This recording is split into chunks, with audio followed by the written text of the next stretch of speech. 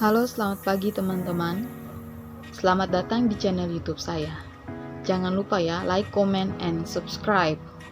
Perkenalkan, nama saya Frisye Tasane, mahasiswa dari Fakultas Keguruan, Program Studi Pendidikan Biologi, Universitas Pattimura Ambon.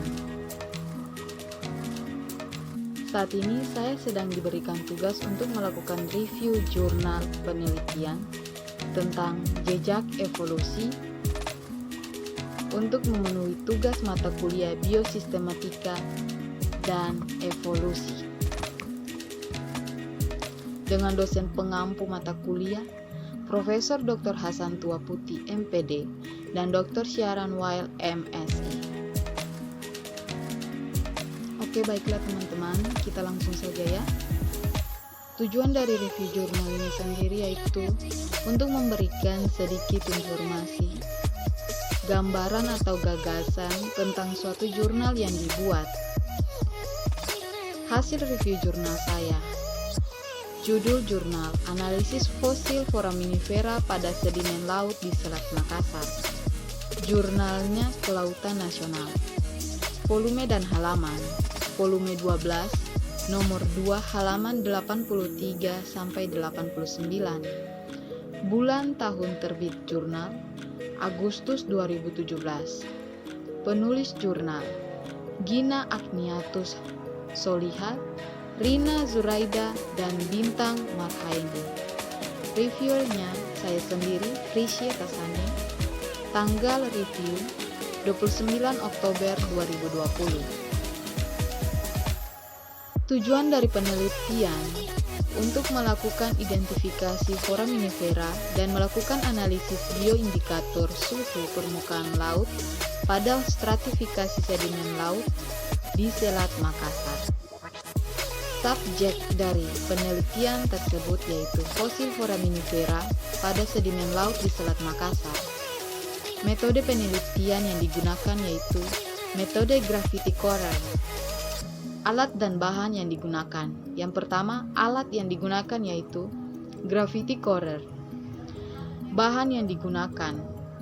Pengambilan 24 sampel sedimen yang diambil dari Selat Makassar dari 2 stasiun, yaitu stasiun GLWPL 17 pada kedalaman 763 meter dan stasiun GLWPL 21 pada kedalaman 1322 meter. Teman-teman dapat melihatnya pada gambar 1 yang nanti setelah ini akan saya tunjukkan. Jadi penelitian ini dilakukan oleh tim Pusat Penelitian dan Pengembangan Geologi Kelautan atau bisa disingkat P3GL pada tahun 2015 dengan kapal riset Geomarine 3. Berikut ini merupakan peta lokasi pengambilan sampel foraminifera di Selat Makassar. Teman-teman dapat melihatnya sendiri. Titik merah itu merupakan lokasi pengambilan sampel foraminifera. Kemudian waktu dan tempat penelitian. Analisis kumpulan foraminifera dilakukan pada tanggal 3-28 April 2017 di Laboratorium Patreologi dan Mikropaleontologi P3GL Bandung, Jawa Barat. Jadi, inti sedimen pada kedua stasiun dibelah menjadi 2 bagian, yaitu satu bagian digunakan untuk keperluan analisis dan bagian lainnya digunakan sebagai arsip yang disimpan di Cold Stroke Laboratorium sebagai contoh inti milik Pastilbank Geologi Kelautan atau bisa disingkat P3GL di Cirebon, Jawa Barat. Jadi pencuplikan sampel dilakukan dengan interval 12 cm dengan ketebalan 2 cm sepanjang core atau inti. Berikut langkah-langkah pengerjaan sampel foraminifera. Yang pertama, sebelum dia mati, sampel foraminifera dipreparasi dengan melakukan pencucian dan pemisahan sampel dengan pengayakan atau shaving menggunakan saringan bertingkat berukuran minus 0,5, 0, 1, 1,5, 2, 2,5 pi. Yang kedua, setelah pengayakan dilanjutkan dengan pengeringan pada suhu 40-60 derajat Celcius selama semalam. Yang ketiga, sampel yang sudah kering diayak kembali untuk mendapatkan sampel foraminifera berukuran lebih dari 150 nanometer. Yang keempat, penjentikan dilakukan untuk mendapatkan sekitar 300 spesimen foraminifera. Setelah itu dilakukan identifikasi.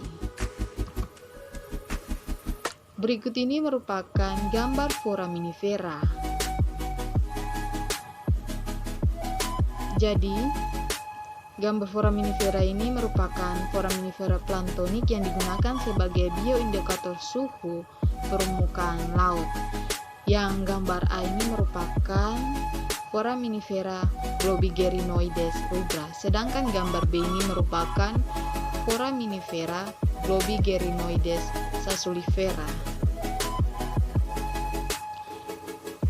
Selanjutnya, hasil dan pembahasan. Sebanyak total 599,759 individu dari 24 sampel sedimen yang berasal dari stasiun GLWPL 17 dan GLWPL 21 berhasil diidentifikasi. Hasil pengamatan menunjukkan bahwa daerah penelitian memiliki 60 spesies foraminifera, meliputi 32 spesies foraminifera bentonik dan 28 spesies foraminifera planktonik yang termaksud dalam 26 genus. Kelimpahan Globigerinoides rubra dari 2 stasiun meningkat ke permukaan dapat dilihat pada gambar 3 dan 4. Dan Globigerinoides saxilifera menunjukkan penurunan kelimpahan ke arah permukaan dapat dilihat juga pada gambar 3 dan 4. Berikut merupakan gambar. Ini merupakan gambar kelimpahan foraminifera.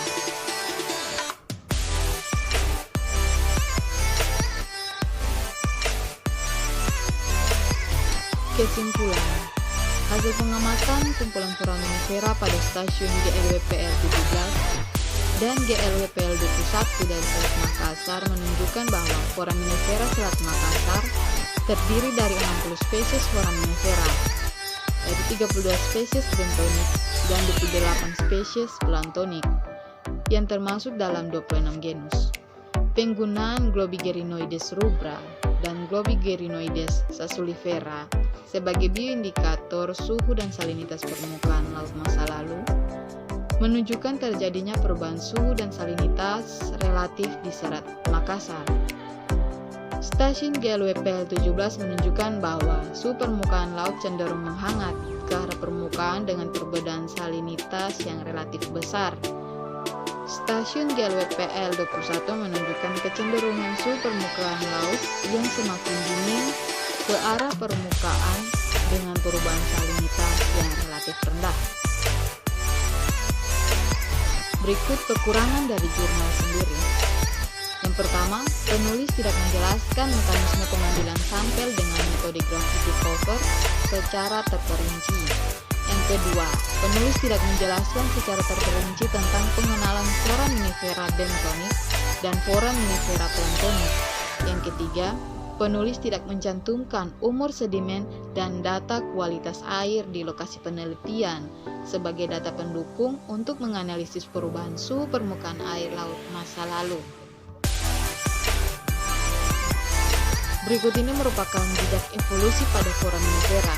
Yang pertama, menurut Martin dan Maybeck, informasi tentang perubahan lingkungan, perairan, dan iklim dapat diperoleh dari hasil interpretasi organisme yang ada dalam sedimen, seperti foraminifera.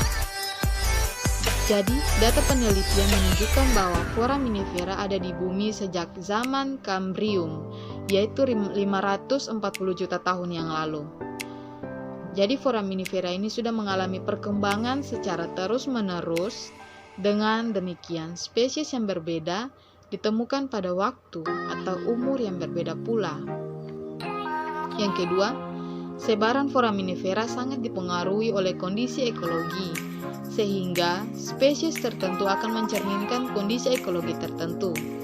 Oleh karena itu, foraminifera dapat digunakan untuk mengetahui kondisi ekologi masa lalu. Yang ketiga, penggunaan foraminifera untuk mengetahui suhu permukaan laut sudah banyak dilakukan. Misalnya, untuk mengetahui suhu permukaan laut pada 80.000 tahun terakhir di Pulau Banda, dan untuk mengetahui suhu permukaan laut di Peru selama 150.000 tahun terakhir.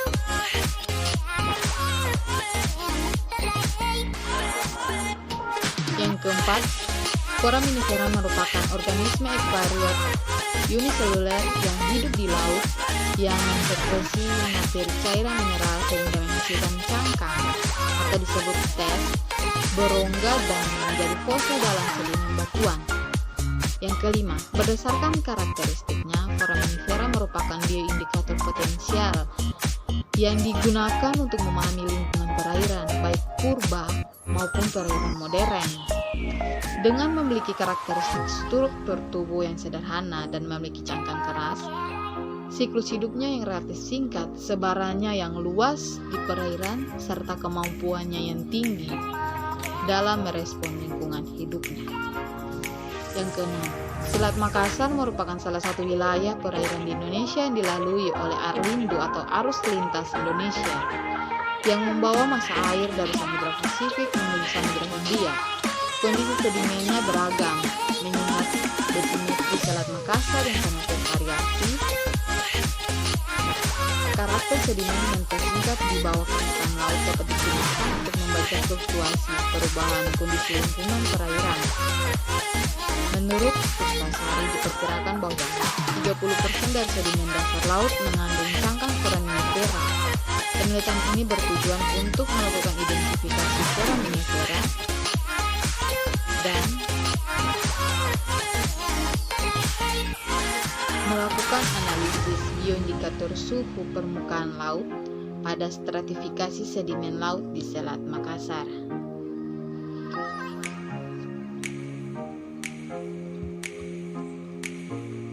Berikut ini ada sedikit pengetahuan tambahan untuk teman-teman tentang pengambilan sampel sedimen menggunakan metode gravity corer.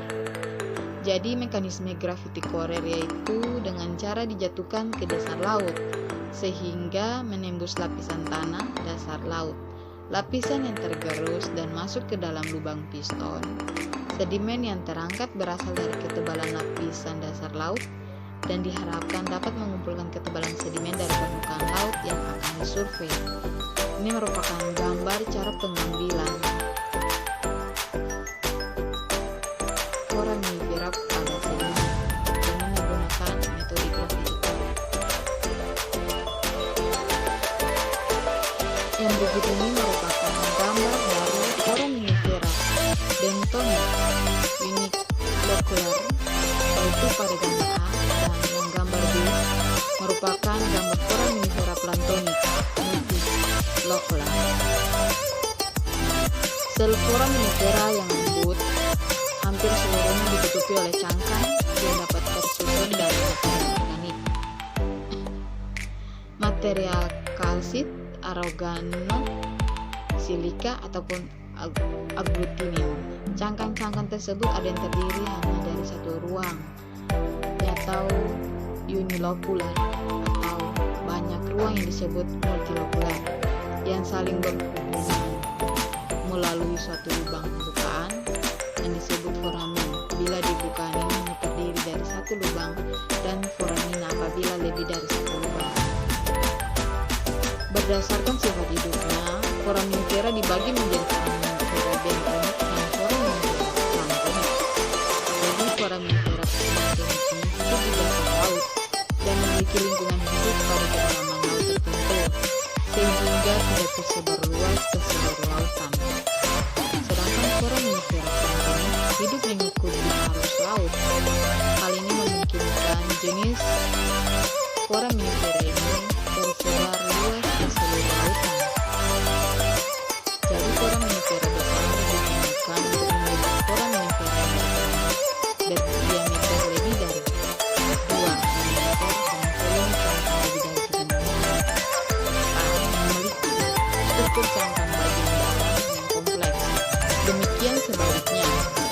Itu untuk foraminifera kecil.